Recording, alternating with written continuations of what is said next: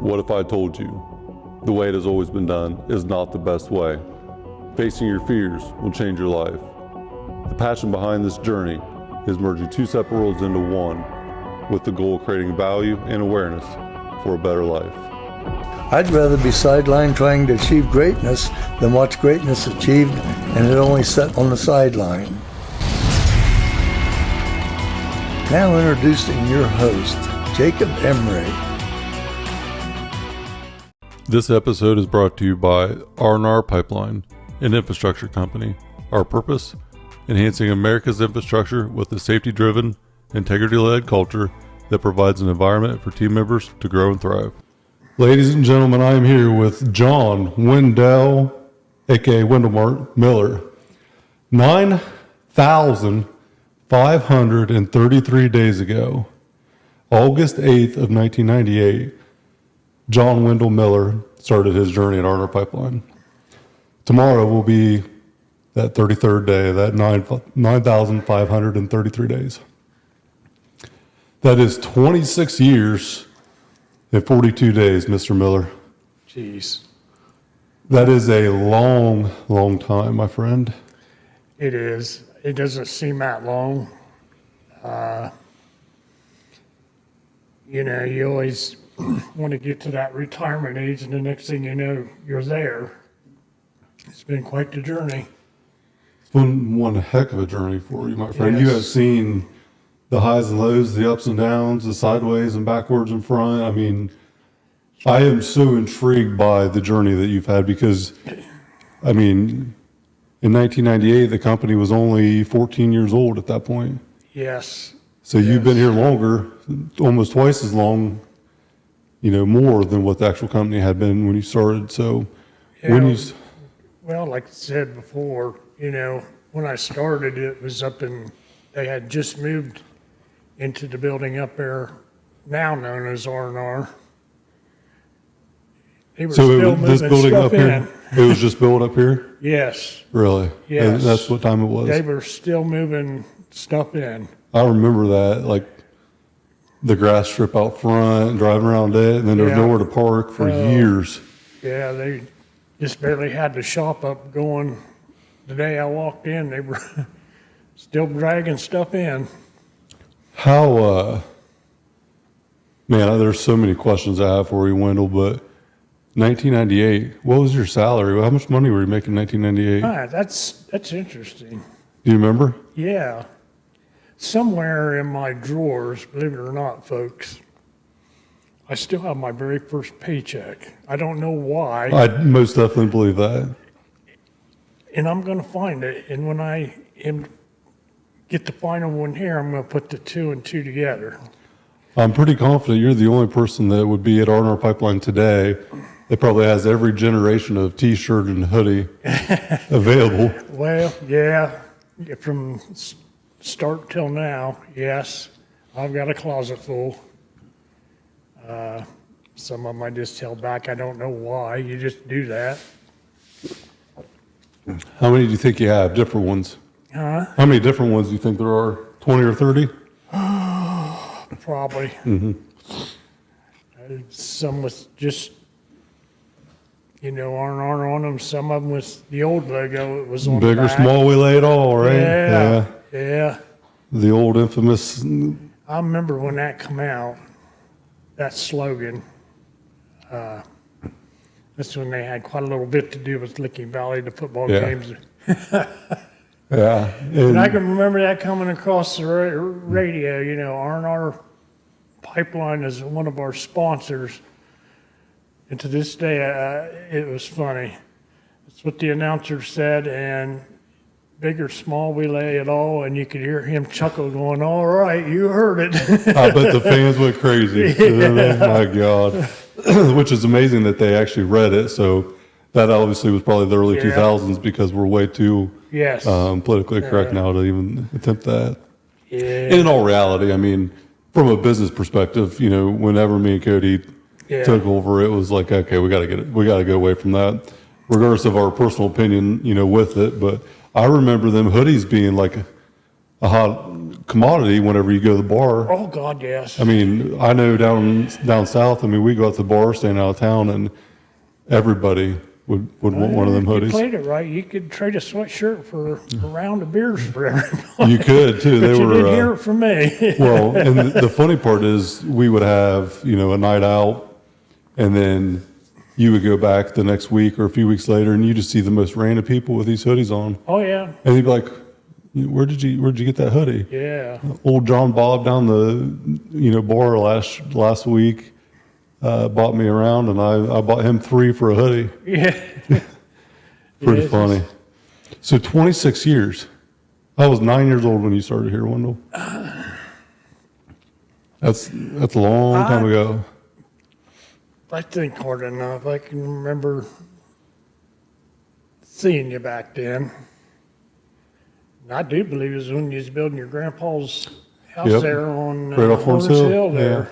Digging in footers on I think it was that old 401 rubber tire. Yeah. Digging the footers in with it, which Yep.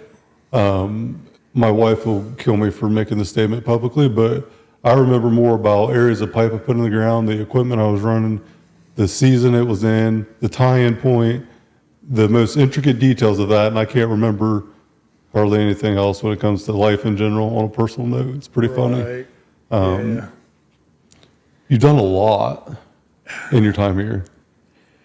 Yeah. lot. If you back up and you start from day one, I was right off of a family farm. How old were you Now, then, then, oh, 26 years ago? yeah, whatever that is, 30 some years old, something like Yeah. that. What are you now? 63. 63, yeah. Yeah, I had this all figured up, but it just don't stick. Yeah, it'd be 37. Yes, that sounds about right. So you would have been about my age when you started here, because I'm Yes. 35, yeah. And you came off the farm, Yes, a family operated dairy farm. and then you continued to do that for years, correct? Yes, you figure another, oh God, I don't know, 20 plus years on that, close to 30 on it, because I started out at a very young age being committed to that. And it wasn't a have-to deal. We just sit down because we seen where that adventure was taking us, and we milked 150 cows then. Dad said, you guys can keep on going if you want, but he said you're going to be doing thousands Every day, twice a day? every day, twice a day. All There by was hand? no days off. Yeah, all by hand? No. Or do you have it no, we automated? had a double 5 herringbone Yeah. where you would milk 5, Yeah. prep 5. You was busy for a couple, 3 I'll bet. hours there. Yeah. And, the basic knowledge was learnt from that and how to carry yourself forward, Uh-huh. because basically you was the one writing your own paycheck and you didn't dare. Nobody was going to come do it for you, right? That's exactly right. So anyway, we had a big talk one day and said, might be time just to get out. Like I said, it wasn't a have-to deal. Dad said, go to town, and you guys are young enough, you might be able to make something of yourself now. Yeah. He was behind it. Mom was behind it, So it was quite the experience switching over. You're kind of your own boss out there, but you had to listen in town. And my dad told me, mind your P's and Q's. You're not out here anymore. Right. So anyway, we did that. And I don't know the pipeline part of it. I guess probably from a young age, watching the Alaskan pipeline, I thought that would always Yeah. be cool to do something like that. Yeah. Well, the good old quote, nothing finer than a pipeliner, but Right. the way we pipeline today is a lot different than 1998, I'm sure. Oh, yes. We never did massive pipe, though. I mean, probably 20-inch steel would be the biggest.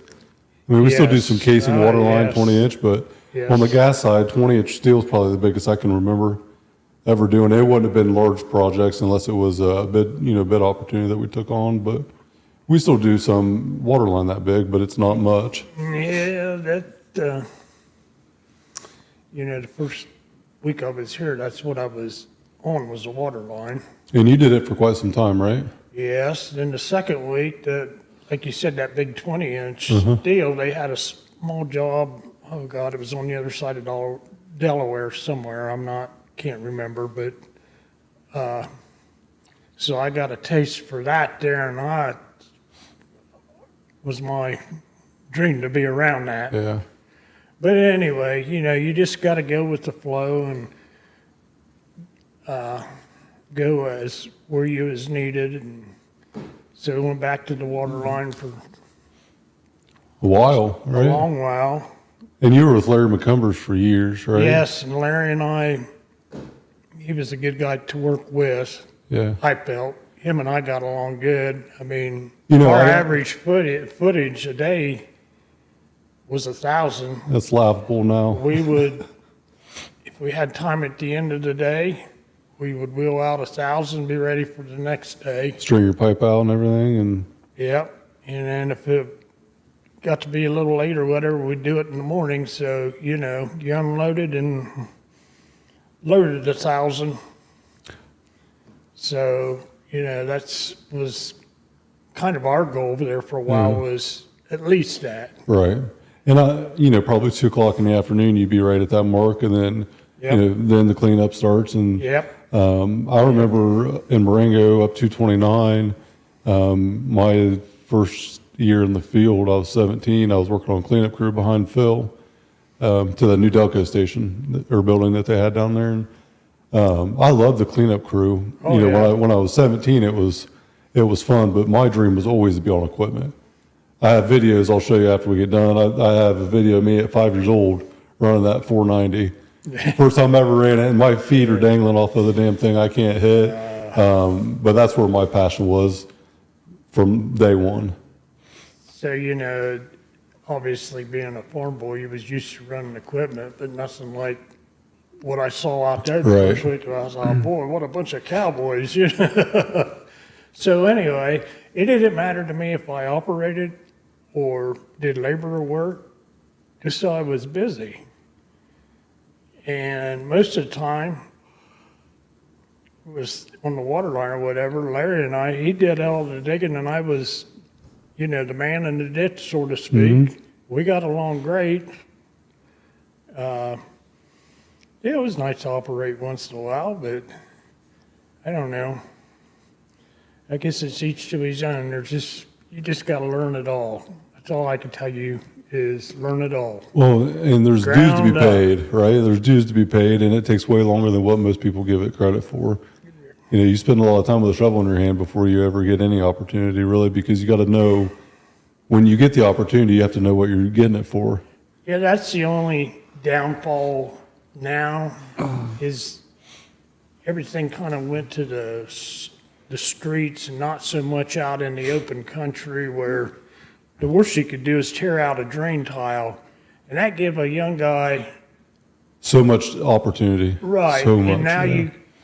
you cannot do that in the city because everybody knows there's stuff in there nobody knows about. Well, I mean, there's more in the ground that you don't know about than there is that you do know about, I would say. And to your point, the farm fields are not there anymore. There's not very many left in our area for the customers we work for. Then 1,000-foot days now are 1,000-foot weeks. Yes. And some weeks them are good weeks when you're in the street and whatnot. So, you young fellows out there, just give it a chance. You'll have your time. The best thing that I ever seen was the cross country, like Woodsfield or some of the jobs for Delco. The seat time backfilling is Yeah. the perfect way to start. Well, you're exactly right there. You learn quite a bit. Well, you learn how to really move the machine, and there's very little opportunity for you to screw anything up, because you're not digging against utility. Now, lo and behold, you always have a guy that compacts too hard over top of a surface or something, but for the most part, it's a good starting point. Yeah, the backfilling, if you get the opportunity to do that, get on it, just take your time. Don't see if you can be Superman, because it ain't gonna happen. Especially at the start. And that's one of life's lessons, just learn it before you get fast. Well, nobody's born with it between their legs like anything else, so it does take time, and it is very, coordinated driven. You got to be able to use your hands with your eyes, not looking at your hands. You got to have that connection there, and it takes repetition. Just like you said, but somehow it all magically comes together. Back when I was here, it was all rubber tire, where the luxury of mini tracks come in to play, which makes it a little easier. But I don't know. My preference today still would be on a rubber tire. A good one. Yes. So I learned how to operate on that 490 to some degree, but I really learned on that old John Deere 300. And it wasn't a four lever, it was a two. Yep. But the seat was elevated in the back, and it was a loud, obnoxious, beat the piss out of you. I mean, you're almost pissing blood by the end of the day, because it was just, it was borderline obnoxious. Yeah. But you learn quick. Yes, you did. Yes. What's one of your proudest moments, one of your favorite moments at R&R Pipeline? I mean, you have so many years. One of the proudest moments.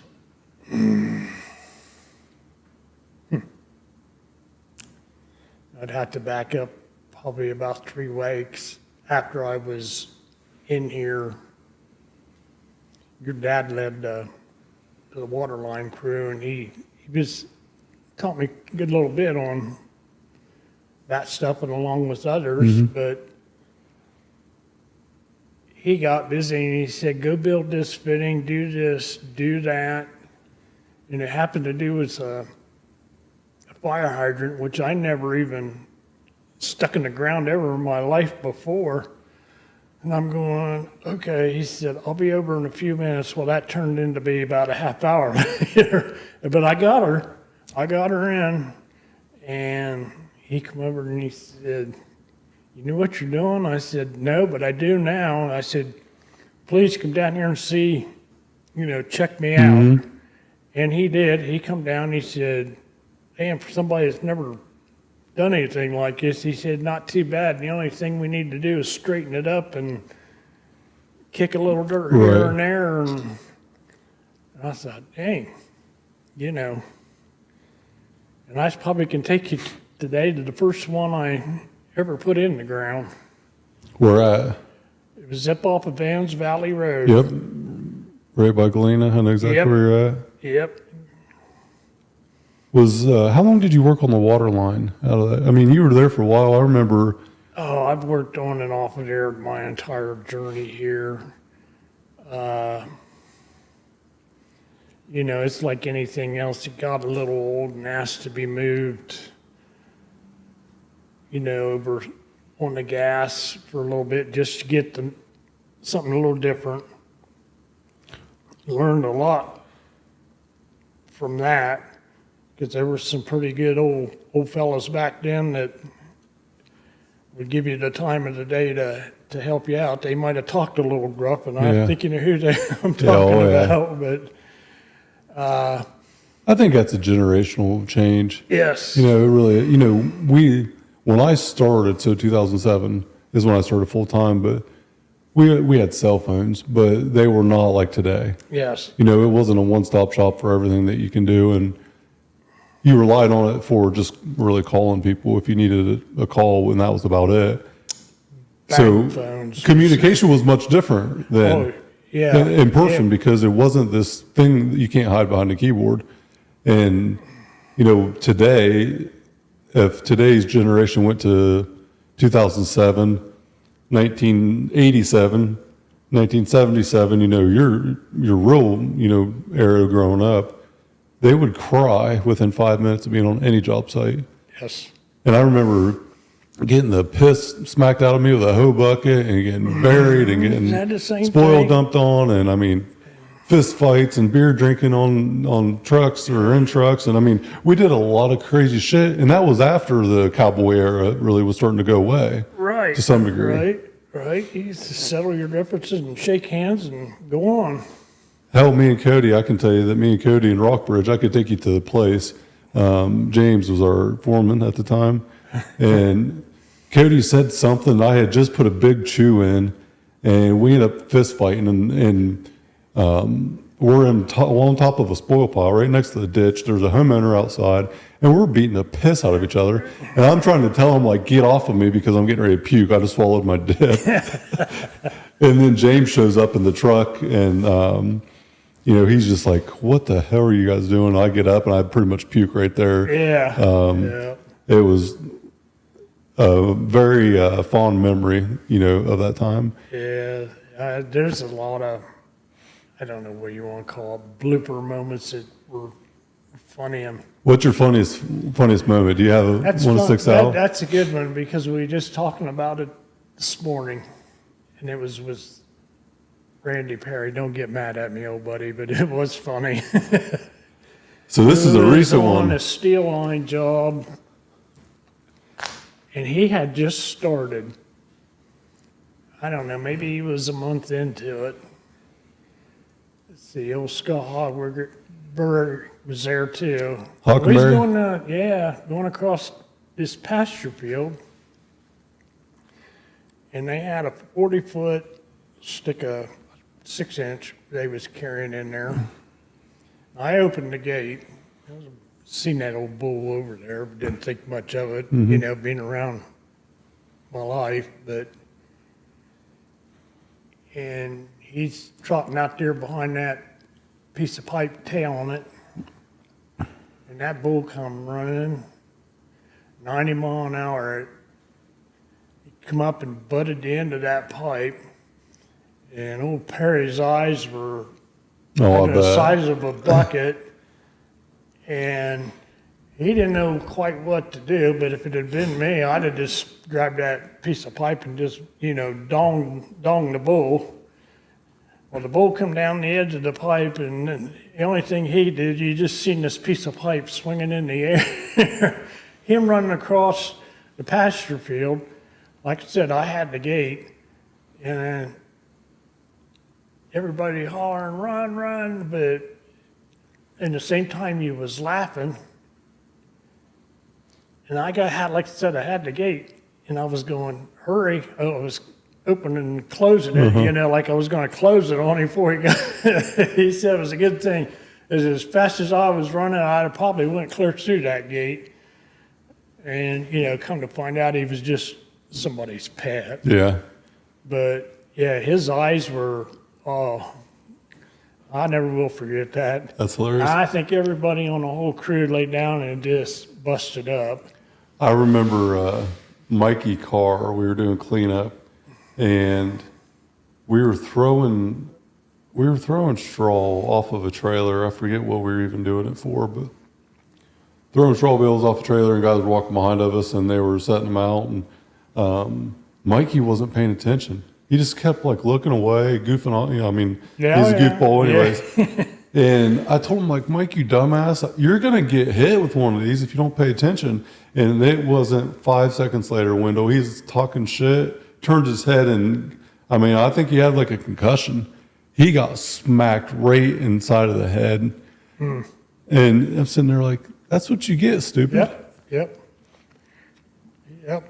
I think some of my fondest memories were with James, because him and Burroughs going at it. There were so many people that would get after him, but I'll never forget down in New Matamoros, Route 7, right outside of Marietta, and we were drilling under an inlet to the Ohio River, a big waterway. We drilled out on a Saturday, and we had a locator in the boat with James in there, and there's a guy up on the side of the bank, where the bridge was at, watching. And it was the inspector, a third-party inspector. He took a garden hose that he seen on the side of the road, threw it in that boat, and James thought it was a snake and about jumped out of the boat. And he was so mad, but he's literally on an island on this boat with a string, and that's all he had. And he let go of that string for a minute, and they about went out to sea. My God, there's so many funny memories, though. Oh, yeah, I run into that first week, too, on a snake with the guy, unloading water lines down through there, and spooked out a big old garter snake about 3 foot long. Old Butch is his name. I don't know if you remember him. Butch I Davis? had no idea that Davis? Was that his last name? I think so. He drove a semi truck and Yes. trailer, yeah. Yep. So for the NHRA, I actually seen him. Oh man, Wendell, it's been 10 years ago probably. But Boy, it's been a long time since yeah, I've seen he was working on that. It might have been the last year that the NHRA came out to Hebron Yes. area. But yeah, I remember, but I can see his face right now. I remember him like yesterday.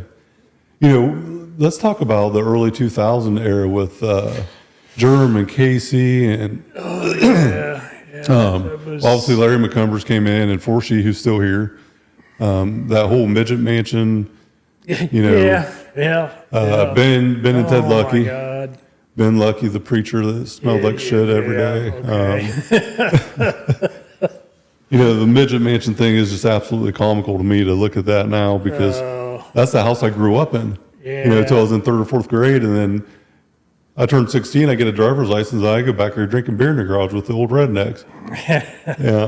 Most of the days I would be going to school hungover, and they'd be going to work hungover. But I had never met a group of guys that were so just good old boy, hardworking, and absolutely fucking insane.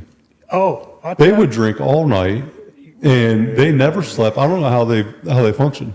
Well, this guy did it along with them. And I look back and I go, how did you do that? You would work your tail off all day, you know, starting in on the beer and go till 3 or 4 o'clock in the morning, get about an hour or two of sleep and get a drink of water to get it off your breath and go back at it. And same thing the next night. Yeah. But you guys don't do that today. No, and for anyone watching this, I most definitely do not recommend It's like that when lifestyle. my son was growing up, I said, you're going to hear a lot of wild tales out there about the old man. These are warning signs. That's fine. But I said, don't do it today. I said, you'll have your butt thrown in jail quicker. And Well, that's the thing, you know, whenever you talk about 15 years ago, 20 years ago, 10 years ago, today is so much different. And you talk about the food from 10 years ago compared to now. I mean, just that in itself is different, but it was not even, I mean, I remember by the time I was 20 years old, Wendell, and this is no lie, I probably had 20 to 30 times I had been pulled over where I couldn't spell my name drunk. And I was underage, like really underage. I had a couple of nights in the drunk tank, but I never had anything seriously wrong, you know, as far as getting, you know, long sentences or anything. I never had a DUI till I was in my early 20s. And I ended up blowing a .09 of all things. And then, you know, I never even got cited for it in the end of it. So, but my God, if 16 to 20, I should probably still be in jail for all the shit I did. But today I would be. You know, you don't just go do that today. Yeah, it's, you know, I mean, there's a little bit of a dark side to me. Maybe I should share it. Maybe I shouldn't. Hey, this is your story. You know, along with all of the hell raising, as you want to say it, it got to be a problem with me. You know, the alcohol. Damn near one. And I went to the doctor for a checkup, and he said, don't lie to me. He said, how much are you drinking? I said, no, you know, just a couple a night, you know. A couple bottles. Yeah. He said, no, you're not, because I had the blood test says right here, if you don't knock it off, you're not going to be alive in a year. Yeah. Your liver's getting destroyed. So I went home and I thought about it, and I quit for a little while, but now I can drink and, you know, have a few beers and be okay with it. But We've both seen what it does to people. I don't know. Everybody that's ever been drunk, they know why they do it. It's just to get away from the real world. Yeah. Trying to escape reality with something But, you know, and I had a reality check back then as far as, you know, the health and whatever. So I kind of dried it up a little bit. I mean, yeah, still every now and then I gotta see if I can still bale the hay, so to speak. But Well, you only do it every once in a while because you remember why the next day yeah, when you wake up, why you quit. You quit, right? Yeah. Right. You know, I quit drinking beer like 5 years ago, and I'll drink bourbon every once in a while. Maybe vodka, or if it's a tequila, a really good one.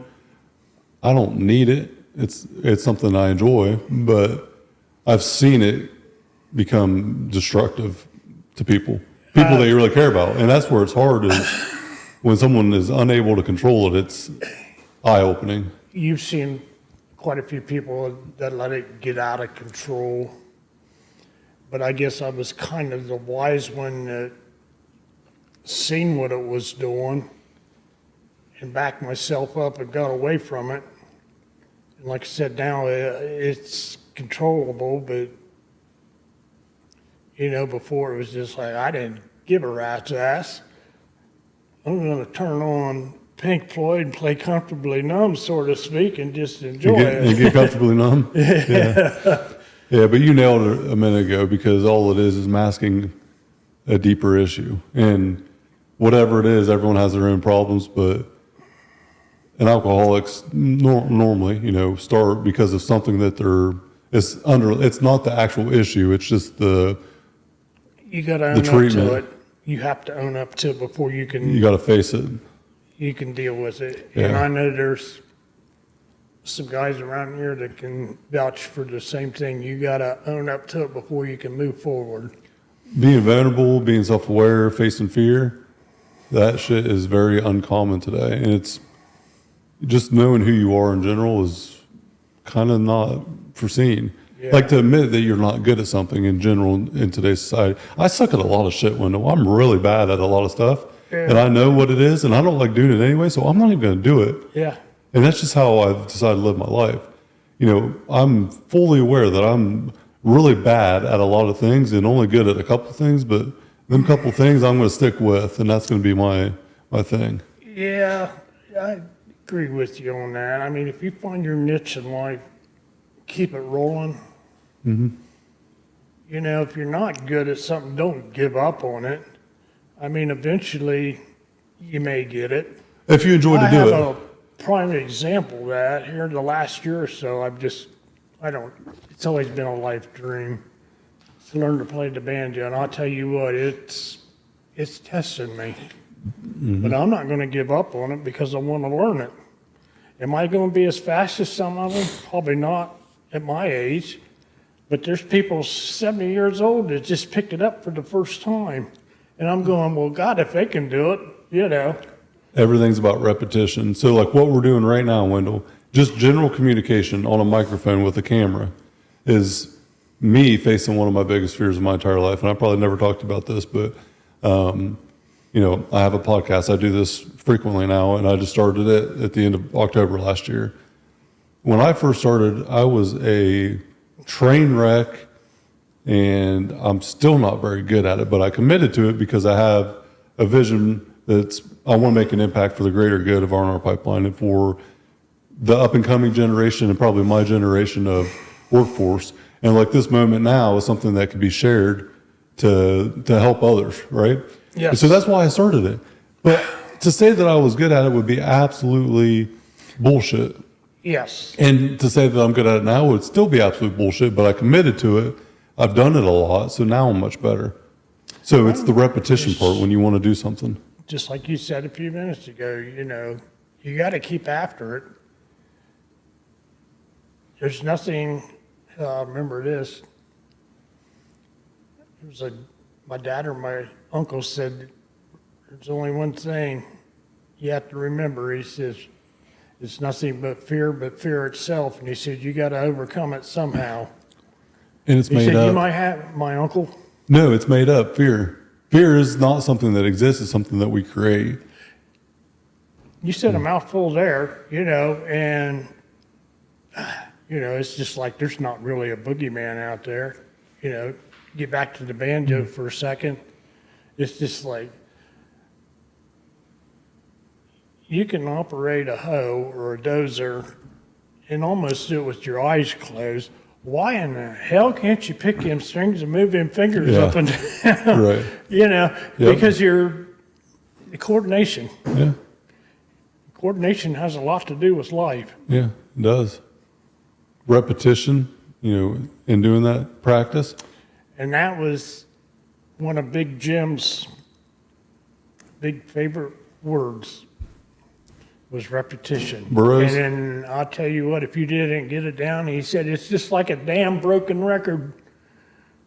Dumbass, he said, it's repetition. Over and over and over and over. He said, maybe eventually you'll get it, but You can get good enough at almost anything in like 20 hours. And this is backed by science where 20 hours of full focused and commitment to anything, you can get really good at it. The hardest part about it, or the biggest setback, is it normally takes 10 years to have 1 hour of time because people just won't go do it. And just taking the leap of faith just to do the thing and taking the action. Talking about something is great, but that's nothing, having this grand vision for something is nothing more than a dream, Wendell. But when you take action and do the thing, it's amazing what you can accomplish when you just take one step at a time, push forward a little bit. yep, don't get in a hurry. Yeah. And if you mess up, regroup. If you don't mess up, you're not trying hard Back where enough. you did it and try it again Yeah. and try it again and move on to the next one. Yeah. You'll get it. Everybody develops skills at a different level. I talk about delayed gratification all the time. And for me, I have an ability to have delayed gratification because of lifting weights. I've lifted weights for almost 20 years now. It's something I'm passionate about. I didn't start out looking the way I do today. I didn't start out being good at it, but 20 years of time is a lot. And now it's just part of who I am. But having delayed gratification and being able to do something really hard today that you will not see any result out of for months, maybe years. Talk about something that is not normal with society today. Delayed gratification, Wendell. Yes. Unheard of today. Yes. A lot of people kind of take life for granted or whatever. But then again, you back up and, I know I can do it. Just go with it. Take your time. You'll get it. Sometimes under the people that were above me back then were a little rougher spoken and That's a politically Yes. correct fucking but statement I'm if gonna I've tell ever you heard it. what, you can be slow and get, a good amount out of a guy. This even come from your dad's mouth. He said, I wish he could pick it up. He was telling somebody, I wish he could pick it up a little quicker, It's just like, but then on the other hand, I don't have to go back and check his work either. And that's the thing, do it right the first time. Yeah. It's if you don't have to go back, because when you have to remobilize or anything like that, that's where you really have the time set back. Do it right the first time, don't ever go back. Yeah. Remobilizing is detrimental to anything. That being said, yes, there was a few times we had to go back, but it was something new that he was trying and it didn't quite pan out. And you're going, okay, we won't do that again. Learn from it. I look at life, it's win or learn, never lose. I don't lose anything. The only loss in my life would be not trying or quitting something. That's it. Yeah, Because any failure or setback is nothing more than a learning lesson. Sometimes they're really expensive and painful learning lessons, Wendell, but at the end of it, it's just a learning lesson. I see a lot of that these days with the younger generation. They act like they're scared to death to try something. Hey, if you screw up, you screw up. You know not to do it the next time, but just don't get yourself in trouble over it. Be safe. And if you're not sure, ask questions. Well, and we're not saying to go out and intentionally make some dumb mistake. Try, do the Yeah. right thing, Yeah. but you still got to try. You're never going to know if something works if you don't try it. People can advise you on one thing, but then again, on the other, you might see, I hate to use this word, but a shortcut that'll get you there a little quicker in the same meetings. You might get away with it. You don't have to take the outer route to get there, as long as it's done right. Eric Geiger that came here in the summer last year and spoke to everyone, his story, I mean, it sends chills down my spine every time I hear it, because I'm sure you did a lot worse than me just because of the generation, but I remember almost getting buried multiple times and not even laughing about it. Well, Yep, about got me on that one, boys. There's nothing funny about that. that was number one even around here back then was, your trench safety, whatever. I've been pinched a couple times myself. There were some stupid moves that was brought on, but, I never got to the office, but that's okay. Well, a lot didn't then. But, you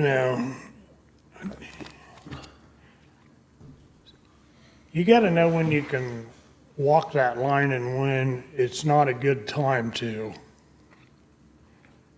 And when you fool around with, trench safety and all this, There's no don't use do for it. There's too much available today to keep you out of trouble. We know better today. Yes. 20 years ago, we didn't. Yes. It was questionable 20 years ago, but it wasn't like a moral decision to do the wrong thing. Because now it is. And Eric Geiger made such a impactful statement where he talks about it being selfish. Because the hoe operator has to dig him out. It might rip his damn skull off. But if he doesn't dig him out, he knows he's dead. But he might kill him getting him. I mean, the way that he relayed that message. Oh, yeah. I hope everyone appreciated that, because I know I did. I seen him speak, I don't know how many years before. At Columbia Yes. and Cambridge. And he could not talk about parts of it without getting I know. choked up. It was probably 10 years And when he spoke ago. out here, he could get through it, but you knew he was fighting it. And I went up to him and I said, I remember the first time you telling this story, I said, it's a hell of a thing, but you're accepting some of the things that happened to you that everybody knows shouldn't have, but it's nice to see that you're gaining strength back within yourself without, breaking down. Taking accountability for what he did, because Right. he made a mistake and everyone else around him, including himself, suffered dearly for it. But now he's doing something better to help other people. I'll tell you what, he would be a guy to look up to on something like that.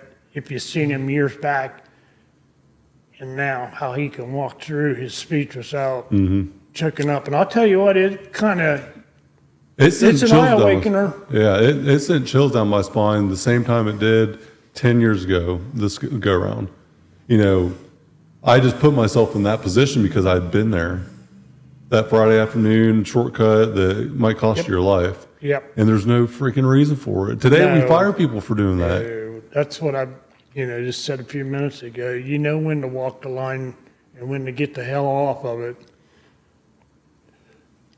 God give you a brain to think with, use it. If you don't feel good inside, don't do it. Well, and we know, because we have so much training and recognition and awareness, and we go through this all the time. Talk about repetition. It's something that is repeated daily, weekly, monthly. Everybody knows better now. Like to do something out of neglect today is a blatant disrespect to yourself and your team, your crew members. Because there's no one in here that doesn't know better today. Now before, you might sign a paper that said don't do it every once in a while, and it might get brought up after something happens. But it's like this, guys. You go ahead and walk that road. And then ask yourself, was it really worth it? Am I going to be able to see my kid's next ball game? Am I going to be able to kiss my wife goodnight? It make you think. when you put it in perspective, Wendell, it's so ignorant to do the shortcut. And because what's the win? Because today we'll let you go for doing it if we find out. But that's the least of the concern, because if it doesn't go right or according to plan, you might not see your kids again. It's pretty impactful when you frame it that way. You know, like I said, I got pinched a few times, but it really woke me up, and I'm not trying to jump the story, but I had a heart attack back in 2017 up in Maine on a bear hunt. Mm-hmm. Never knew it was coming. I felt a little funny, and I thought, well, I'll just go get a quick shower and wake me up. This was after the day's hunt. I remember this. And I was walking across the yard there, and 4 guys that I've hunted with before, and one of them worked here, was his first year up there, old Rex. Old Rexy. Anyway, I started walking out through there, and next thing I knew, I just saw, what in the hell? And the old guy of the bunch, so to speak, was a retired policeman. He said, "You look like a damn pine tree falling as tall as you was." And the last thing I remembered, honest to God, was I heard him holler, "Are you okay?" And I could not get it out, no. I was out, and they worked on me for 3.5 minutes. And for the next couple of years when I seen them, nobody would really talk about it. But anyway, they got me revived. And the old policeman said, "Let's roll him over, because sometimes a little jar like that will get it." And what he meant by that, he was ready to start CPR on me. And when he rolled me over, it's just like, you know, what's going on? So they had the squad come, and I said, "I ain't going no damn squad, I'm okay." And I tried to get up, and I thought, well, maybe I better, and tell myself inside. So they got me propped up there, and, you know, I spent the night at the hospital. They took several tests. They come back and said, "You didn't have a stroke, you didn't have this, you didn't have that." Well, that's good. But there's something going on with your heart. We don't know what it is yet. Mm-hmm. So I told Rec, just go back to camp. I said, "Get a good night's sleep. We'll deal with this in the morning." And shit, hell, he went out in the parking lot and slept in the car. You know, and the other 3 or 4 guys up there at camp didn't know what was going on. So anyway, he come in, and I was giving the nurses hell, and I said, "Where's my papers I can sign so I can go home back to Ohio?"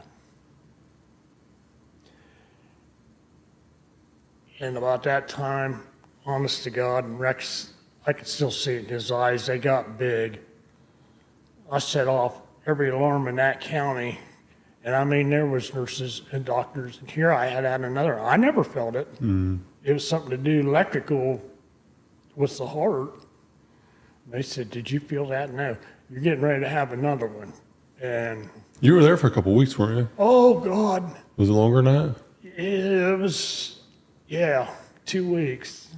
I mean, I remember it vividly. Yeah, so anyway. Because it took forever for you just to get back to Ohio.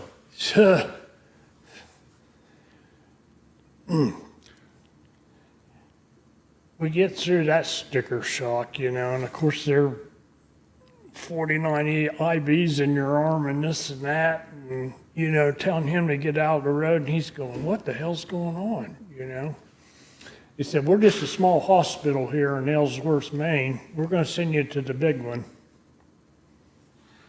up in And I'll tell you what, it was something else. The doctors up there, once they got a hold of me, was phenomenal. Of course, I had scheduled tests, and they was going over this and that, and don't do this, don't do that. I said, Rex, looks like we're going to be here a couple of days. He said, I ain't going no place without you, buddy. He You said, stayed there the whole time, I've never too. been here before.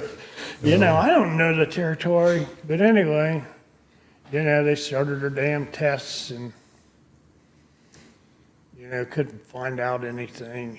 I said, this is going to be a longer process than what you need to be here. I said, you need to get home.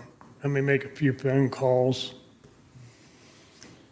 So anyway, we got things going, and my son come up. They asked how I was going to get home after all the tests were okay and I stabilized. But I tell you what, it just felt like I was run through a ringer washer backwards 10 times. And I said, well, we're going to rent a car and go home. And they said, no, you're not. You're going to either fly or you're going to stay here because you need to beat ass home. You don't know when the next one's coming. Well, especially from Maine. You know, what's that, a 15-hour plus drive? And it, Yes. no cell phone it's service. 16 to 18, and that's no stops. We went to Vermont, Cody and his family and mine, for an association we're a part of. I think it was last year or 2 years ago. And the only connecting flights into Vermont were Philadelphia and Washington, D.C. All flights got canceled. Mm-hmm. So I have 4-year-old and 1-year-old-ish at the time. All the flights get canceled. Can't even find a hotel room. Barely found a hotel room. No cars to rent. We just happened to find 2 of them. Just complete luck. To say that they were a mid-size SUV would be like putting me in a kid's Tonka truck and driving it for 14 or 15 hours straight. Wendell, if I ever have to do that again. I know where you're going. Yeah. Well, the worst part for me was my 1-year-old screamed for 12 hours. My wife and my other daughter both got sick, threw up out the window, I don't know how many times. And I had conference calls scheduled. I had all the stuff scheduled. I couldn't get rescheduled. It was an absolute nightmare. But there's no way you would have been able to come home from that and not just wanted to die anyways. I mean, my God, at that point, that's a long, miserable trip when you're feeling good. But that moment was massively impactful for you. So what have you learned about life in general from that moment? Do you have a new sense or new lease on life? After the fact, and you get home and you can actually think, and it's still really foggy on some parts of it. I'm going to write a story about it someday and put it in the hunting magazine. Anyhow, you know, I called Mr. Rex when I got back, said, I'm home. He said, I don't know how you are, but I'm glad you're back. And the buddy was Rhode Island. He still calls me about once a month, check on each other. And neither one of them really talked much about it other than it was Scary. you hate to say it, it was a brush with death. Yeah. Oh, absolutely. Yeah. And when I did get back and did have time to think about it, I thought, oh boy, you better get a hold of yourself and get healed up here. You know, and after talking to you guys, yes, it was, this following spring before I made it back. Yeah, it was at least, 6 months? Yeah. It was quite and a while. I wasn't expecting that. Of course, everybody's different when they have one of them rascals, but they still can't figure out what triggered it. You're a they did diabetic get too, it- right? Huh? Are you a diabetic? Yeah. Still? That Or- had a little bit, but Yeah. not as much as everybody thinks. Right. But since I remember you were quite a bit heavier, Yeah. before all that happened. Oh, yeah, boy. How much did you lose? 50 pounds in Yeah. about that 6 months. Well, I remember, when you came back, we started talking a lot about nutrition and health and Oh, yeah. just awareness in general about it. It's Yes. huge. But the number one thing I learned from that was you never know when. And you better take time out for yourself or some of the finer things in life, whether it's going to a baseball game. Do something you want to do. You Because mentioned- tomorrow you might not be able to do it. You mentioned gratitude earlier, and I am not someone that ever lives in the present moment. Majority of my life, gratitude is something that I've been able to discover because I have been able to become in the present moment available presently, not focused on the future and the goals and the drive. And it took me a long time to figure this out. But for 12 years, Wendell, I worked my ass off 7 days a week, 6 days a week, whatever, because I had this goal at 22. At 22, I decided I was going to buy Arner Pipeline by 30. Yep. I don't know why, but that was my goal, and I was dead set, and someone was going to kill me before it would not happen. It was either going to be death or accomplishment by 30. And I thought it was going to give me fulfillment. I was missing something. I didn't know what it was. And I thought that's what it was. I had this big, hairy, audacious goal that was just so far out there. The few people that I had actually mentioned it to when I told them laughed at me, and rightfully so. And 2 days after we bought the company, Sunday morning, I woke up thinking I would feel this like ultimate power. This fulfillment is there. Yeah. And guess what, Wendell? 12 years for one goal, and 2 days later, I had felt more empty at that moment than I ever had in my entire life. And I didn't know why. But what I realized was I didn't enjoy the process. I wasn't present during the hard times, during the good times, during the bad, the ugly, during the great. I was so focused on an accolade or an accomplishment that I wasn't focused on the journey. And I had what I call destination disease. I didn't find joy in the journey. And so that was 5 years ago in May that we had bought the company. And now, within the last year or two, I've just been able to look deep inside me, face my fears and my ego, put them aside.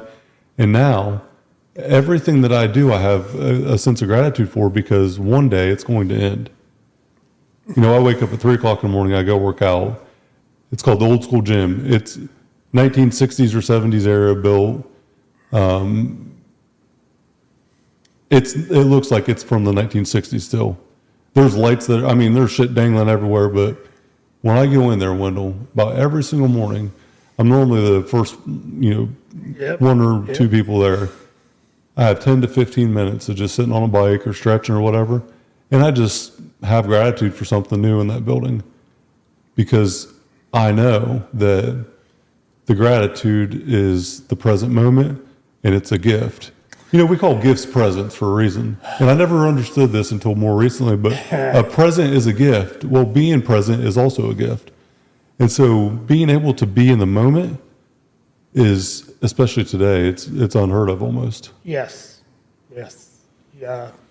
When you have, I don't know how else to say this, but a small catastrophe within yourself, as you and as I, it's like, okay, you got to quit taking things for granted. Mm-hmm.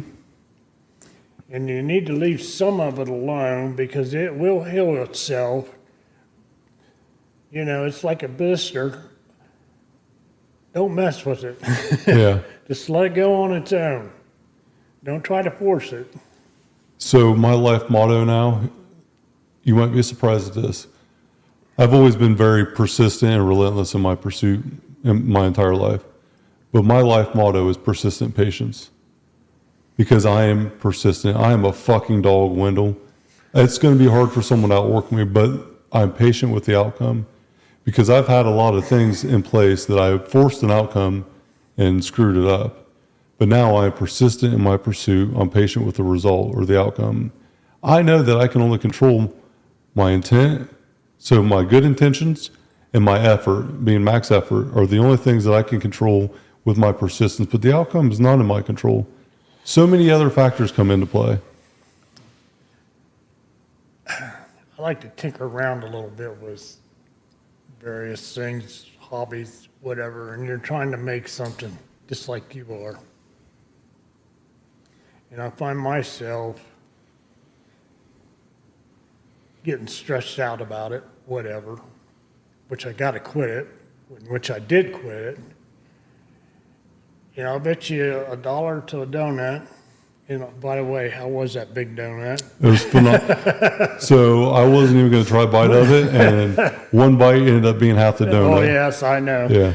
But anyway, how many times is something when you just get relaxed in the middle of the night and it is, hell, there it is right in front of me, and I was overlooking it. I need to get a good night's sleep and try that angle tomorrow. Back to the basics. Yep.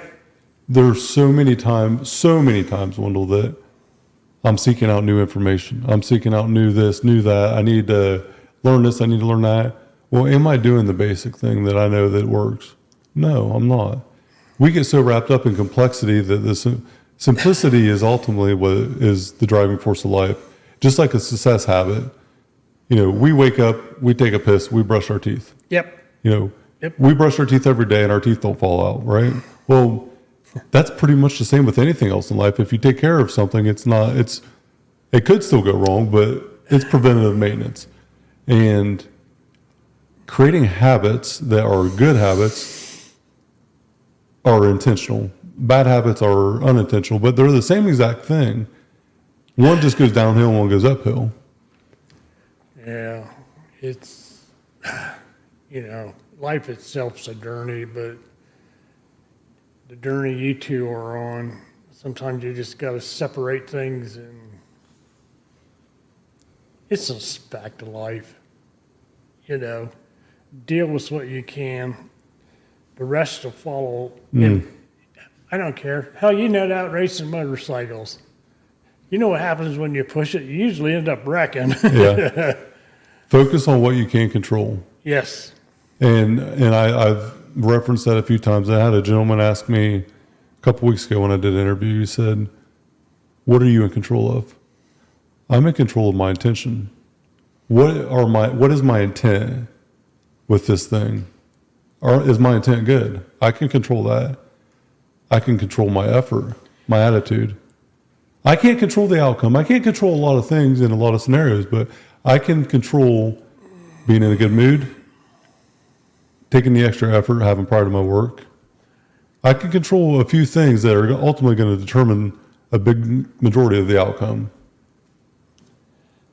There's an old saying that I don't know if I can repeat it word for word, but there's a lot of truth to it if you think about it. It's, how's it go? God, give me the serenity to deal with things, so to speak, and then give me the strength to deal with things that I can change. It's something like that, but an old friend told me that, and it stuck with me for a long time. So whenever you pray for strength and you get tested, that's the answer to your prayer. Yes. You don't just get strength. You have to be given opportunity to get stronger. It's there no matter what you do. We're all human. Most of the time we oversee it or overthink it. Sometimes we don't want to believe it.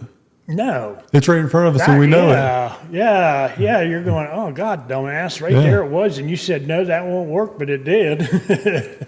Remember how you did it? No. Well, we are, as humans, our own worst enemies sometimes, where we're so damn stubborn and prideful and want to be right that even if we don't think that, deep down it's rooted from something, ego-driven, and then we will not be proven wrong until we have no other defense. Unfortunately, it's a fact of life for a lot of us. You young whippersnapper, you're catching on, but just what you said is, yep, back her up. It'll come. That's for everybody. But then on the other hand, sometimes you just want to pick up a pile of cow poo and throw it on people just so they'll grow up. Sometimes? Well, all the time. But we talked about fear a little bit ago, and when I think about fear, I think about a self-created obstacle.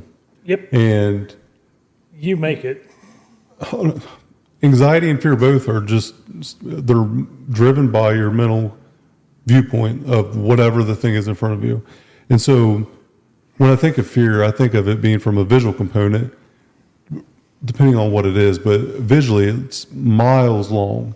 Like if you're faced with this thing right in front of you that you're fearful of or afraid of, it's miles long.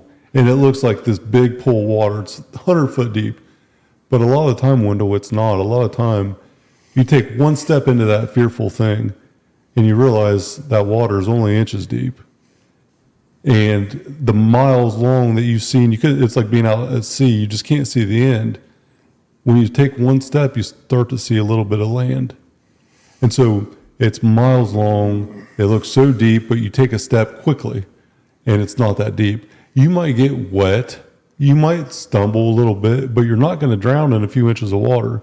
Yep. And I think that first step being taken is what sets so many people back, because the longer you wait to take that first step, Yeah. the bigger the fear becomes. Yes. Yeah. You just, next thing you go, now, then how many times you ask yourself, I wish I'd have done it. Hindsight's 20/20. Yep. And, you know, people want what they want out of life. And here's something that I want your opinion on, because people want what they want. And success is individual to me. I think there is an ultimate success factor that's individual. Everybody wants what they want out of life, and not everybody's going to be the same. And no one's really going to want the same exact thing as the next guy. That's okay, though. Like, it's completely normal and fine. Yeah, it's just like I said a little bit ago. Everybody develops skills, their self at a different level. Yeah, some level, some grasp it pretty good and early on, and others it takes a few minutes. But you know what? You both finish at the finish line at about the same time. You know, and there's the desire to have certain things. Everybody has different desires in life. Yes. And people often, especially this generation now, I deserve this.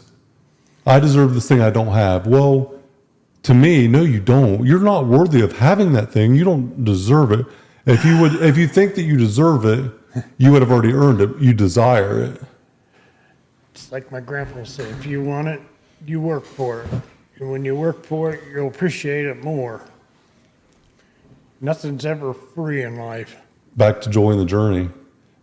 Climbing up the mountain is what the ultimate success feels like. Yep. And when you understand that it's not the view at the top, it's the climb that ultimately gives you fulfillment. Oh, yeah. And when you understand that, it's like you're chasing this end, you're chasing this destination, but when you get there, then what? I know you've run into this. You know, you talk to somebody that's been around the world and done. My favorite saying is, next time you're on that trip, why don't you stop once in a while and look around and see what you did miss? I've been very prone to do that in my journey. You know, I've always been chasing something, but I didn't realize that what I was chasing, this external thing that I was chasing, was not fulfillment. It was another void to fill, but it didn't fill it. To me, fulfillment, success is individual, but it's internal also. Because being the owner of R&R Pipeline, the thing that I thought would make me feel like a superhero, this accomplishment was supposed to give me some validation that I was seeking, and it didn't, because it was external and it wasn't internal. Yes. The real win was the person I became to be able to accomplish that. Yes, yeah. I mean, like I said, you know, I come from a family farm, something like what you've got, a business. Only you're liable for, 100 guys plus whatever else. You got to make it go. But on the other hand, it's just, you have to step back and make sure that all your rocks and pebbles are not going to move on you. I mean, we've all made foolish moves. On the farm, if I made a mistake, that was my own fault. And yes, I paid for it all damn winter long, You got to own it. You got to own it. You did it.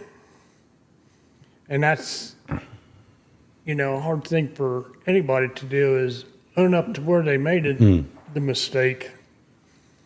And not to cross that bridge again, but if you do it at a different angle.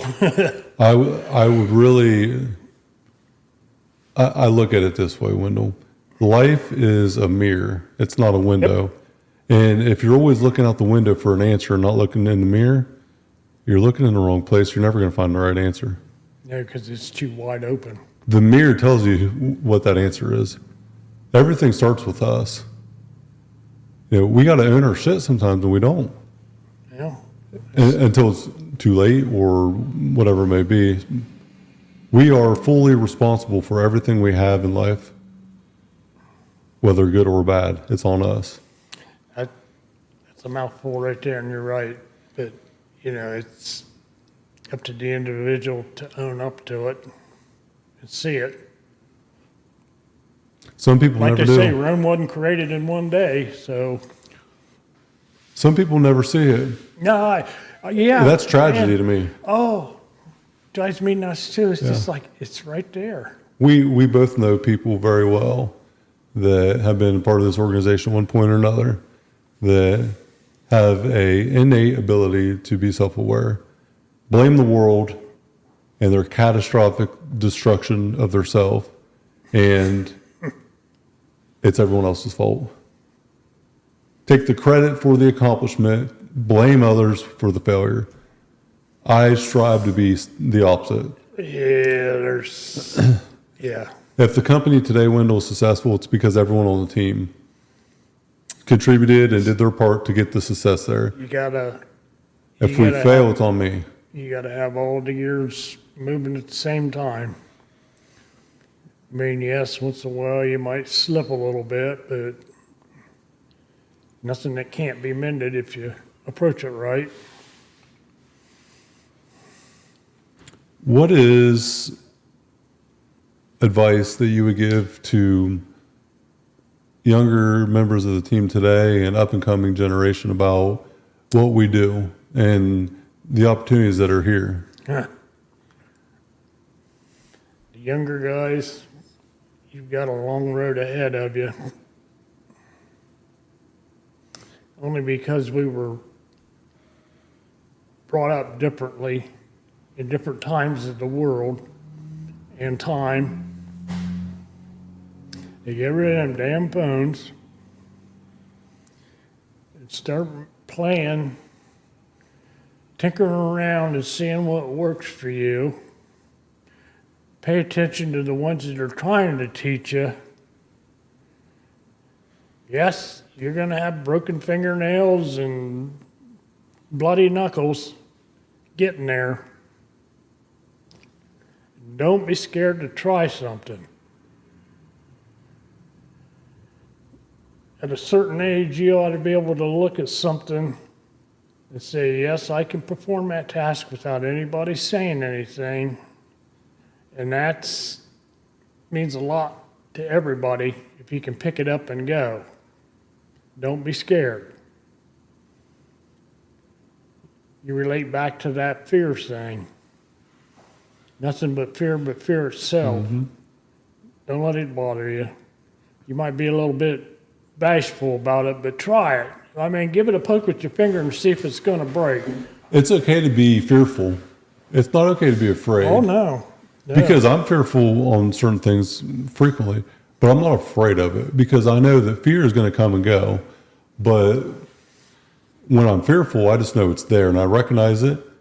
If you try to say that it's not there, then you're just being oblivious to it, but it's there. But I'm in control because it's right here, right now. I'm in control though. It's coming with me the way that I want it to. I'm not going with it.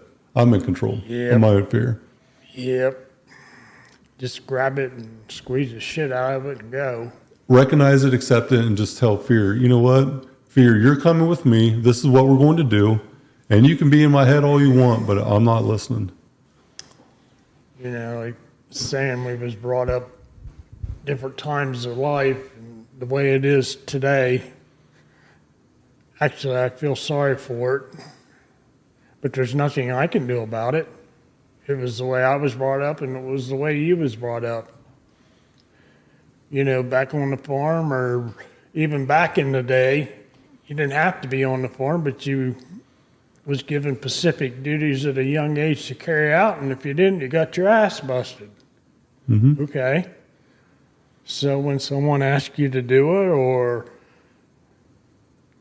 make an attempt at it, make an attempt at it. It's the only way you're going to learn. You got a question? Ask it. Don't be scared. There's no such thing as a stupid question. Mm-hmm.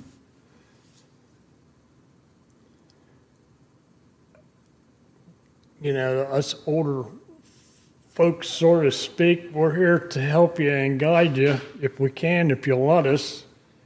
And don't think you know it all, because I don't even know it all. Well, you mentioned a very powerful thing right there. I know, and I want that to get across. Listen with intention to learn, not with intention to respond. Right. You make what you want out of yourself. Be present. Yes, you got to please the boss. I don't know if it's here or if it's at Kroger's. If they see what you're doing, they're going to say, okay, maybe we ought to watch him a little closer and see what we can do for him. You know, are you being intentional with listening? I'm a very bad listener in certain times, but I've gotten a lot better at it because I recognize it. Yeah.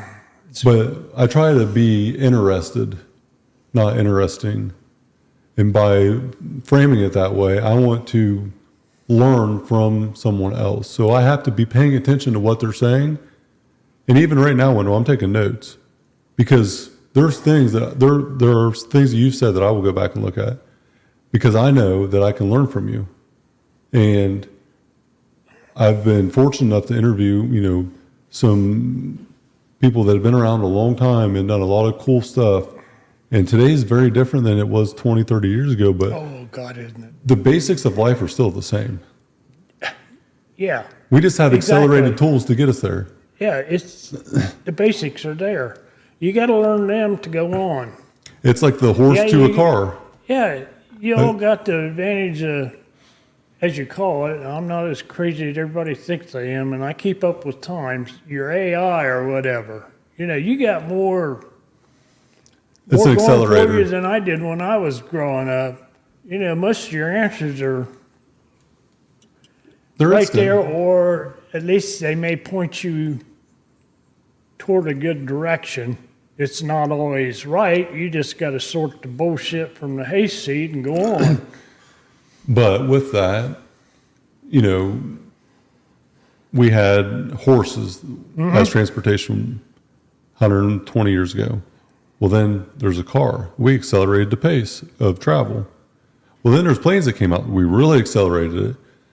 I can still get to Chicago by foot, but it might take me 6 or 7, 60, Yep. I don't know how long, 60 days, well, whatever.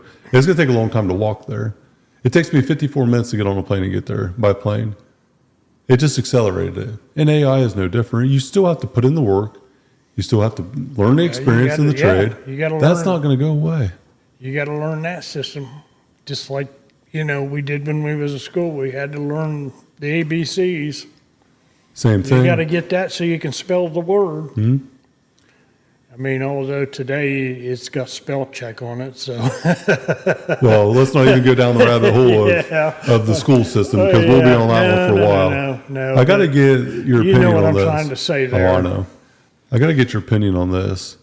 Is it easier today or harder today to be successful in this industry compared to 1998? I have my opinion, but I want yours first.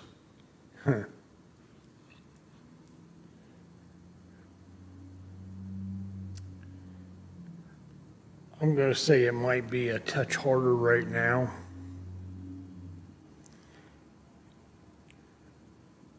on the fact that there's a lot more competition right now than there was back then.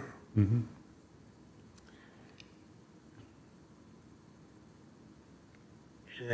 then you got to be a little more mindful on your decisions because of that. Because if you overbid a job, there's this guy back here that's going to pick it up. Back then, it was like, it was almost the complete opposite, I feel.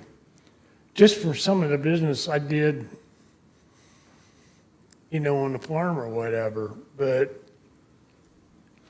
yeah, right now I feel it's a little bit more tougher just because of the competition within.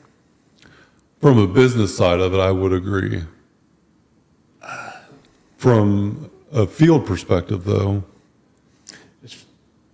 what do you think about the field? To advance from a laborer up, is it harder or easier today?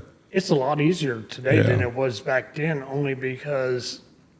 No one works hard. Right, well, that, Yeah. I mean, God, you got the world of hydraulics in your hands.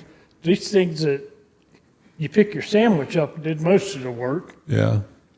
And I think it's easier today for a few reasons, but the main one being there was a abundance of work ethic 20 years ago, Yes. but a scarcity of opportunity. And it's reversed today. There's so much opportunity. There's an abundance of opportunity. Unemployment's higher than it's ever been, but there's a scarcity of work ethic because of opportunity not to work and being provided with something that doesn't require work. I think that with today, to start out as a laborer and advance through the company today is easier than it was 20 years ago. The bidding side, the work side of it, the business perspective, it's really difficult because it's not a handshake, go to get it now. It's not, you know, $10 a foot, handshake and go do the work. It's very complex now. Yeah, you know, like you said, the business part of it is you guys out there in the field, if you had to work with what we had now, when I first started here, you wouldn't even know what it was. And that's not, and I'm just going to reference this, Wendell, because of understanding it, but respect.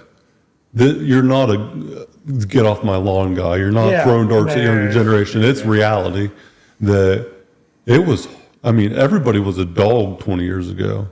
They worked their ass off. If they didn't, they either got hit with a hoe bucket and sent home or got fired on the spot. You wanted to stay awake. There was no standing around doing this because you had to be on the stick.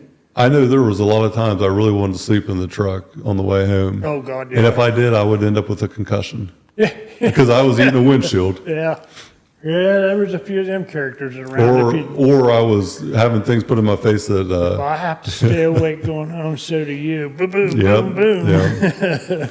Yeah. Father and son duo that were rather large humans were probably the worst, and you know what I'm talking about. Don't you dare see if you can sneak 20 winks in at lunchtime either, because somebody always had one of them big old long foxtails with grease on it. When you nodded off, they was tickling your nose, and you know what happens when you do this with grease on a foxtail. It's better than having that grease gun and, you know, that tube going down the back of your pants. Oh, yeah, that did.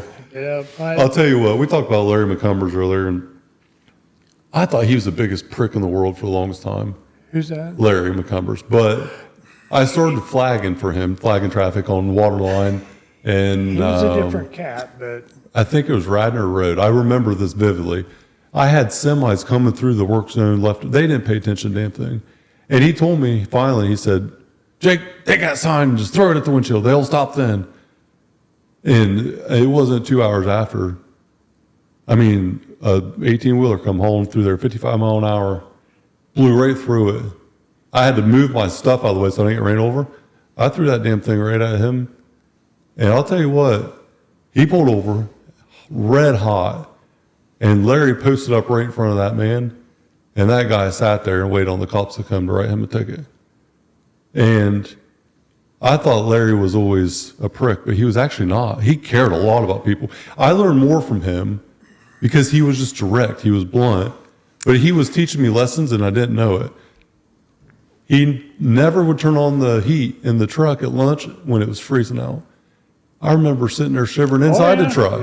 Yep. But he did that because you didn't want to get acclimated to the heat and then get back out in the environment again. There were so many little things that he taught me along the way, and I would ask him eventually, like, Larry, why did you do that? Why did you do that? Did have a peculiar way of getting things across to you. Yes. But there you go again, was you paying attention to what he was? And I was curious. I asked questions. Yeah. It's free. Yeah, he would Asking tell you, questions is but free. you had to ask. I mean, he wasn't going to give it to you. Everybody was thought he was so standoffish and you couldn't talk to him, but he really wasn't. Him and People were just scared of him because he was intimidating to them. him and I got along good only because I just hard-headed as he was. And that's why we got along. A lot of people couldn't. But And I was a young, arrogant loudmouth for a while, and until I, matured a little bit. He didn't respect me, and he shouldn't have respected me. It grew over time. I mean, hell, I was 17 when I started working for him. All I could think about was getting off work. first become a foreman on the water line, just like all youngins, or young at that particular part of it, Mm-hmm. And you know as well as I do, if it wasn't done right, he was out the back of that hoe window down there. And one day I got tired of it because I wasn't doing anything wrong. Yeah. I said, your job is to motherfucking dig, excuse me. If I'm not doing My it, job is to watch this, and you watch me because I'll tell you what to do Yeah. so you get it right. and if I don't get it right, tell me why, and I'll learn. Right. Yeah. So after that day, it was just like, okay, I'll dig and I'll watch him. Yeah. And he'll tell me what's in the road, what's not in the road, how deep I am, blah, blah, blah. And after we got on the same wavelength, there's where your 1,000 foot come in, because it's, in other words, what I'm trying to say is we had each other's back. Mm-hmm. And that doesn't happen today. And There's that's a too much shame. going behind somebody. Yeah. Criticism, confrontation are just part of the day to day. If you can't have a good, constructive criticism type of conversation and say things that are not, I'm not insulting somebody. I'm talking about the discrepancy of the thing that wasn't done. Yes. So, if Wendell's supposed to if you're supposed to show up Monday through Friday at 8 o'clock and you show up at 8:15 3 days, I'm not saying, Wendell, you're a dumbass, you didn't show up on time. No, Wendell, you're supposed to be here at 8 and you Yep. didn't get here till 8:15 on 3 days. Let's talk about what happened. Yep. You're talking about the discrepancy and what was supposed to happen that was mutually agreed upon. And it's not insulting. It's just a reality. But it becomes so hypersensitive on certain things. You younger guys, like I said, I don't understand your process. And I'm going to be right front with it. It sucks. Back then you got your hind end chewed out for a good reason. Now if you do it, it's called I hurt your feelings. Now you take that, I hurt my feelings, and think about it. What could I have done to keep that from happening? If your feelings are hurt, whose fault is it? It's yours. That's what I'm trying to get across. I'm not going to spell it out for you. Come on, God give you a brain to think with. If you're insulted and your feelings are hurt, there's a couple things that can happen, or reasons why it happens. It's either true and you're not taking responsibility for it, or you're just completely soft and are thinking something that's not real. Think about this. It's too easy to quit, but if you can get back and throw dirt back, that's what'll make you. Mm-hmm. I talk a little gruff with the guys, but I do it on purpose. I just want a reaction. If Let's see someone, what you're made of. if someone cannot take criticism in stride and just move forward or give it back, you're not going to get very far. Well, You're pretty damn soft. The only thing I'm looking for is screw you. And I'll bet you if you tell me that, I'm going to smile from ear to ear because that's all I wanted out of you. And I think you can vouch for that. Being insulted and being able to smile about it and Yeah. walk away is a complete That's all I wanted. because if someone insults you, it's normally saying more about that person that's insulting you than it is about you. They're insulting you because of something up here on them. And another thing that I've always, if I go ask someone for advice, I'm going to listen. I'm going to take their criticism, at heart. But Wendell, I can tell you that I'm criticized all the time. And if I'm criticized by someone that's not in a position I want to go to or not in a position I desire to be in, I don't really give a fuck. Because it's not doing anything for me to care. No. Now, if I did something wrong and it's acknowledged, sure. But if someone is just being a critic, I got nothing for you. It's going to impact that person more than it's going to impact me because I'm not even going to wear any of that weight. It's going to deflect right off me a lot of the time. Yeah. One of my favorite quotes, probably of all time, is the Man in the Arena quote. It's one of my favorites. It always has been. I've always been a huge fan of this quote because I try to never criticize anyone in general. I'll give feedback if asked for, but if I'm criticizing somebody, I have to be very careful on what I'm criticizing and why I'm criticizing it. A lot of criticism comes more from personal regret or inaction and not being in the arena than it does anything else. A lot of criticism is not a place of good, it's a place of fear from someone else. If someone's criticizing you for something you're doing, but they failed to ever attempt to do it, it's a direct reflection of them, not you.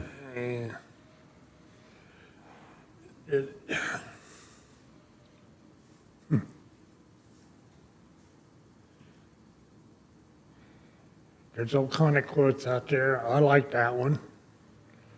And there's many that I can't recite without looking them up, but it seems like you always relate back to them some way or another, right? Mm-hmm. I think The Man in the Arena is probably my favorite. I would say that's probably my favorite. I'll find it here real quick, Wendell, and I'll read it for us just because There was one Roosevelt put out too. This is Roosevelt, The Man in the Arena is. I don't know. I'll read it to you. The man in the arena. It is not the critic who counts. That's it. Not the man who points out how the strong man stumbles or where the doer of deeds could have done better. The credit belongs to the man who is actually in the arena, whose face is marred by dust and sweat and blood, who strives valiantly, who comes short again and again, because there is no effort without error and shortcoming, but who does actually strive to do the deeds? Who knows great enthusiasms, the great devotions, who spends himself in a worthy cause, who at the best knows in the end the triumph of high achievement, and who at the worst, if he fails, at least fails while daring greatly, so that his place shall never be with those cold and timid souls who neither know victory nor defeat. My favorite quote. It's the one I was. So it's actually the background on my phone, and it has been for years. Yep. My favorite quote. And just like any other journey in life, Wendell, you got to look at it to revive, don't you? You got to get in the arena. Yep. So you're in the arena after tomorrow. Tomorrow's doomsday. Yep. What's next? What's next for Wendell? Everybody's asked that. Like I said, it's a whole new ball game. It's a whole new arena. You don't ever get bored. And it's just like, okay, what challenges do you want to face that you couldn't before? You didn't have the time to. Mm-hmm. There's a list of them. Just take one day at a time.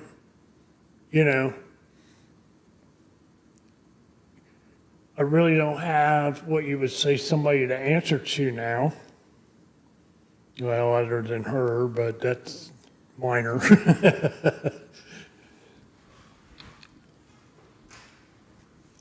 Oh yeah, it's going to be. It's got to be exciting. To be honest with you, there you go. It's fear, but fear itself. It's a little bit fearful. Are Sure. you going to make it? Sure, you're going to make it. It's just going to be a different way of making it. Yes, you don't have that paycheck every 2 weeks. It's once a month now. You got to regroup and get that going. In other words, I'm just going to slow down and enjoy it. I'm going back and see them things that I didn't see. It's a gift. Be present. It's a gift. I'm going back and I'm going to see them. You've worked your whole life for this, Wendell. Right. You know, you young guys, it'll be here quicker than what you think. There's no doubt. Same for you. I'm seeing it all the time. My daughters are growing right before my eyes, and every time I go home, it's like, holy shit. Well, that's like my son. He's be 34, I think, this December. He's almost And the it's age like I that told you him were when the you other started day, I here. turned around, we was having a conversation, and you know them things that just make you go, you know, you get that cold chill. And I looked him in the eye and I said, the last time you and I ever really sit down and had fun or talked was when you was this tall, and look at you now.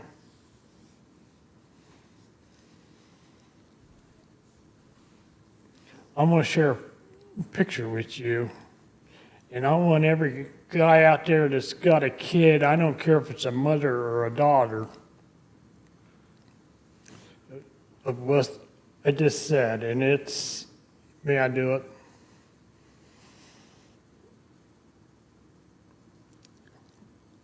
It does go fast. It goes way too fast. And you know what makes it go faster, Wendell, is not appreciating it. Because there's such a blind spot there if you're not Yes. present in the moment. Yes. I got so many, but this one, you know, every now and then on your Facebook, it'll bring back a memory. And boy, when that one popped up, it was just like, it hung home. Hang on there, folks. I'm learning. It's like everything else in life. I'm not up to speed like you youngins. I've always been the youngin', Wendell, and I'm not really the youngin' anymore. It's kind of, Yeah. it's Probably, tables are I don't turning. know where it is. I got shit head for myself. You ever do that? Oh yeah. Put something, anytime I ever tried to organize something. This is something I'm going to do too. I'm going to get in this thing and I'm going to start putting them where they belong, so we don't have to go through this if we ever have another one of these. Well, while you're searching, Wendell, I want to show you a picture. You're going to recognize this dozer. And you're probably barely going to recognize, well, I don't think you'll recognize the person on it. So you see that dozer right there? The old 650. It's hiding his face. Is that Papa? Who's that young man right there? That's me. Yes. Okay. You know, I didn't know you that young, but you know, after a while, you can identify somebody's by a part of their body, and I recognized your dad's hands Yeah. because, yep, That's the same dozer with me and my daughter Yep. a few years ago. there you go. That's what I'm talking about. Yeah. That's what I'm talking about. And I forgot about that original moment, but whenever I had found that picture, it meant something to me. Now I got one more for you that you're really going to appreciate. You may or may not have known me at this point. This is right before I think you started, but, you know, 6-year-old version of me is a lot like the 35-year-old version, I guess, to some degree. I had a passion for running equipment, Wendell. That was why I wanted to be a pipeliner to begin with, was Yeah. heavy equipment, because that's all that I knew. See, everybody's got why they want to do it. I mean, That's what it was all about. It transformed from that moment on, but, you know, this is me in 1995. yep. Running the old Oh, yeah. 490. With a mullet and a John Deere hat, I can't touch the floorboards. 490. Looked real good there. Boy. I remember you coming to pick that thing up down south, and it had snakes all up in the cab of it. You remember that? Yes, that was probably one of the luxury jobs I really enjoyed too, was being you guys' truck driver. I remember in Pomeroy, you came down with the drop deck, and you loaded so much shit on that. You could not have taken a cigarette and thrown it from one side to the other without it coming back at you. I remember that like vividly. You had a process, very methodical, and you just knew how it needed to be. And you would put 10 gallons of shit in a 2-gallon bucket. There was no wasted space. Everybody asks me, because I'll give them heck on how they're latching stuff down and this and that. Yeah, I done it for a number of years, but you know where I learned it from? When you're in that truck going down the road, Mr. Kokozin comes up by and you look at how he's got things, and they're playing by the rules. Stay hungry, stay curious. And I'm going, okay. And you know what? 9 times out of 10, it was a lot easier doing it than, wrapping around this, throwing it over that. And yeah. If you knowed me when I was doing that, I usually wouldn't let anybody else help me latch something down. And it's on you, We're ultimately. just helping you. I said, I appreciate the help, but as long as I do it, I know all 6 of them binders are at the right tension and that they are hooked, because I'll check it. I learned a very valuable lesson driving down 70 one day on my way to Senecaville. I had it was truck 18 with a move-out trailer behind of it. I had a 2-inch ball, and there was a 2 5/16 hitch. Wendell, you should have seen the look on everyone's face on how easy that thing was hooked up. I backed the truck up, guys hop out, they hook up the trailer. I said, hey, make sure that hitch and that ball size are the right combo. Because if not, that 2-inch ball and that 2 5/16 hitch, it will pop off of there. Well, they found out the hard way, and so did I, going about 80 mile an hour, down 70, right where the Zanesville Pottery Barn building is, hit one of them bridges, and right where they transitioned, that thing popped right off there. And if it wasn't for the chains hooked to the truck, a state trooper would have ate that trailer for breakfast. By God, I about shit my pants. I was very lucky. I'll say that. Knock on wood. All them years I did it, never had anything quite that crazy happen. But like you, I seen it happen, and I was with Mr. Jason Knoll. Oh, God, coming back from a job, and here's this trailer behind this guy going like that. I said, just stay away from him. Don't even try to pass that. Mm-hmm. He doesn't even know it. The guy is pulling it till I pass him. I said, boys, did we learn a lesson there? Well, knowing the person you just mentioned, probably not. Yeah, double check your everything. Everything, yeah. If not, go back the third time. Yeah.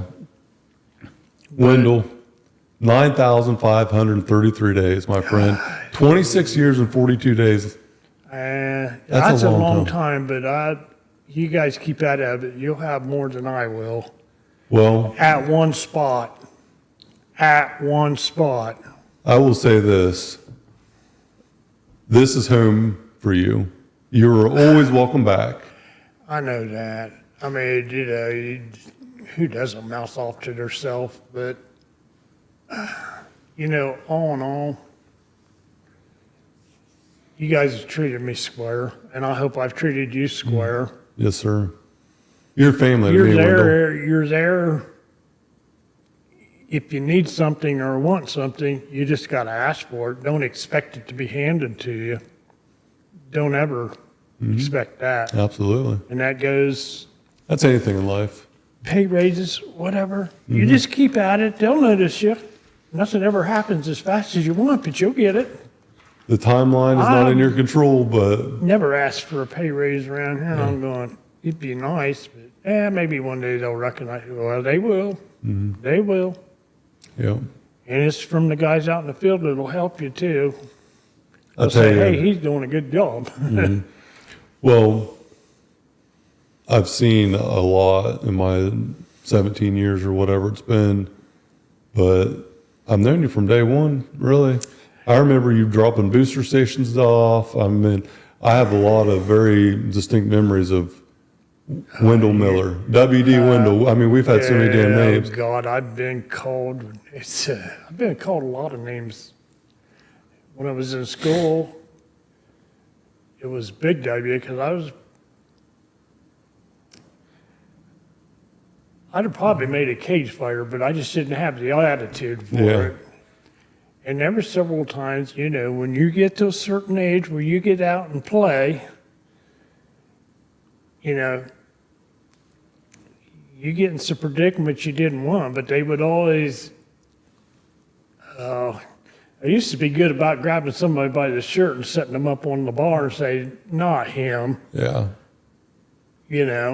So that's where that one come in. And then I think it was Mr. Green, he changed that all around and called it WW. That's when I was on the road all the time. And everybody goes, why are you calling him that? Is it, World Wide Web or what? And he said, no. He said, every time I need him, where's Wendell? Mm-hmm. And then Wendell Mart pops in, so. Wendell Mart, that's a good closing note. The infamous Wendell Mart, self-proclaimed Wendell Mart. And I remember when you had that sign up there, and you thought we were going to take it down. There was no way in hell. It was too perfect, Wendell. It's something that. Them guys on the outside's the one that got that started. You've heard me tell you that, but it just, I don't know. They still to this day, we're going to Wendell Mart shop. Yeah. Well, it's just too fitting. As far as I'm concerned, I don't see it ever coming down. That's going to be your lasting reminder. As long as you come back and visit every once in a while. But I'll tell you what, Wendell, don't tell anybody this, but when you do come back, bring some of that. We can make that I got one I made this summer, and I tell you what, oh my God. I'll have to wait till next year to reproduce it when the blackberries are. That's what you're This was just a trial on there. Yeah, you were telling me about it. We had some massive blackberries at our house, and they did not go but maybe 8 hours, and they were all they were gone. Oh, yeah. I mean, some of them were golf ball size or bigger. And they They're were huge. Sweet this year, and I don't know how as dry as it was. I know, same here. Yeah. Wendell, this has been a pleasure. My friend, my teammate for so long, family member is what I really view you as. I appreciate your hard work, the pride that you took in it for so many years, your outlook on life, the gratitude that you had, the put your arm around a young man like myself and just every once in a while say, hey, young stubborn prick, shut up, hear me for a minute. Yeah, well, I always appreciated it, even if I never said it. I'm saying it now. I've kind of, maybe not in that words to some of them, but I don't know if they were listening to what I was trying to say. Maybe they were. You guys will know that answer I would down say, the road. Yeah. I would say you're always heard, but whether people really are listening or not, I don't know. Well, I think we have an older gentleman. I think you know who I'm talking about. In the last couple of days, the answers were there, but you just weren't listening. Sometimes it's just right in front of you. Well, It was. hit you right in the face if you It look. was. Yeah. Why would I want to tell you? That's not the game. Yeah. If I wanted you to know, I'd have grabbed your little hand and said, come on, little boy, let's go. Let me put your training wheels back on and take you there. Yeah. But it's all fun and games. I mean, there's a place for it. As long as nobody gets hurt. And, this particular game, I made sure that it wasn't put in a place that nobody would really get in trouble if it did get found. Yeah. So, good luck to you all. Been a hell of a ride, Wendell. Ride of a lifetime, my friend. It has been, and it's been too fast. You hate to say this, but the only thing you got looking forward to is in the newspaper. I'm not looking for it. Wendell, there is an old saying that, I don't want, to be read in the tribune. Oh, yeah, I worked with him. If I see you out there, I'll let you know. the old saying, you only live once. I disagree. You only die once, but Right. you live every day. You live and every every day day. that you live is a blessing. And like we started with, The heart attack's what woke me up to that. It's just like, okay, who can I piss off today? being present in the moment. Yeah. I truly, from the bottom of my heart, hope you enjoy this next chapter of your life. I know you will, but I wish you the best of luck in I every know that aspect. Tomorrow is kind of a farewell, but It's a see you later, Wendell. It's not a goodbye. it's not a final farewell. You'll hear from me. It's a see you later. You'll hear from me. Because I promise, even before this year's out, I'm sure we'll be seeing you later. Oh, yeah. It's not a goodbye. Yeah, it's not. As far as I'm concerned, when you say that, that's the end of it. It's always bye in my book, not goodbye. A goodbye is when they close the That's coffin on you. That's the final nail. Yep. Well, there will never be a moment in my life where I have a goodbye because I will be dead before that happens, And so it's a see you later to me because I plan on seeing yeah. John Wendell Miller, a.k.a. Wendell Mart, again, and probably in 2024 even after tomorrow. I still hear stuff from, back in the school days about things, and I'm probably going to hear about this place in the next several years. Yeah, I'm getting up there. It's time to chill out, but it's all up to what the body says, and I'm going to start listening to it. Well, you better because you only got one. That's right. And don't you never think you got two, because it don't work that way. You wouldn't take your truck and drive it with no oil in it. You maintenance your truck, you maintenance your car. Maintenance yourself. Maintenance yourself, my friend. I mean, I should have done a little better job maybe, but better who late, knows? better late Do than I never. regret anything? Hell no. Would I can't. ever do it over? Maybe. I tell you what, Wendell, I cannot think of too many periods of life that I would go back and redo knowing what I know today. I wouldn't survive that shit again. I know better now. I was too naive and dumb. Well, you know what gets you in trouble, and you know what part of it was fun. That part would, I don't know. Hell no. You had your shot at it. You either made it or you blowed it. Yep. Wendell, absolute honor to sit down with you today. I cannot thank you enough for the opportunity. Yeah. I consider you family, like I said, and you always got a home here at R&R Pipeline. I appreciate it. Like I said, I hope what short time I had here fulfilled what you wanted out of me. So the only reason I'm saying short because It feels short now, doesn't it? it is. Yeah. I don't care if you worked there, like some people I know, 145 years and still going, but well, I tell you what, if I was in his shoes, I'd be home and enjoying it. Yeah. All right, Wendell, let's wrap it up. I appreciate you. I really do. You're family to me, my friend. Yes. And you always got a home here, especially Oh, I when know you're that. when you're cooking I know donuts. that. Because them damn things are unreal good. Yes. Yes. So, John Wendell Miller, 9,533 days of just high performance, elite human from a personal standpoint, like a father figure to me, my friend. I appreciate everything you've ever done for me, everything you've done for our pipeline. And You're never done. I know that. I'm not going to be done when I leave here tomorrow. There's always, but I give it my best shot, man. well, you're always welcome back. And if that means coming in and smoking a cigar with me and Cody every once in a while, or a glass of bourbon, Well, let me ask you this. I'm going to smoke a cigar tomorrow on the way out the driveway. I'm Smoke going one to go of- to the cigar shop. we'll and I'm smoke one out here. I'll smoke one with you. All right. All right. Yeah, that's not hard at all. God, it's been a long time since I, well, Tomorrow's not last year, bear camp, because then we'll leave. This is my brother's saying, but it never sticks that long.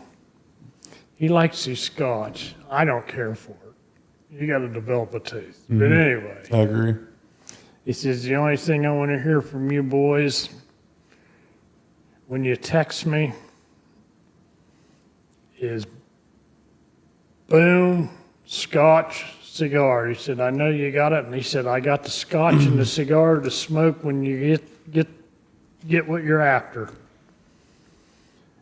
Well, you know how long that lasts? Just the first day, because he's already got the bottle open, drinking out of it, smoking a cigar. Where's your bear? He said, well, I bought the damn shit so I can do whatever I want. I love it. I love it. Wendell Miller, thank you very much, my Thank friend. you. This has been great. It's been an honor to do this. I don't know if anything I said would get to any of you guys, but just view it with an open mind, just like you would life. Yep. Don't shut out anything. A lot of wisdom that came out here today from you, Wendell. Well, I don't know if it's wisdom or bullshit, but either way, It's something either way. I don't know if it is either one or not, but until you try it, you don't know. that's what I've Sometimes been wisdom trying to is get bullshit. across. Try, Yeah. try. All right. WW, Yeah. WD, Wendell Mart, John Wendell, Yeah, Mr. Miller, John Wendell Miller. Thank Yep. you. Appreciate it. thank you, Mr. Emery. This episode is brought to you by Max Effort Muscle. For all your supplement needs, go to maxeffortmuscle.com.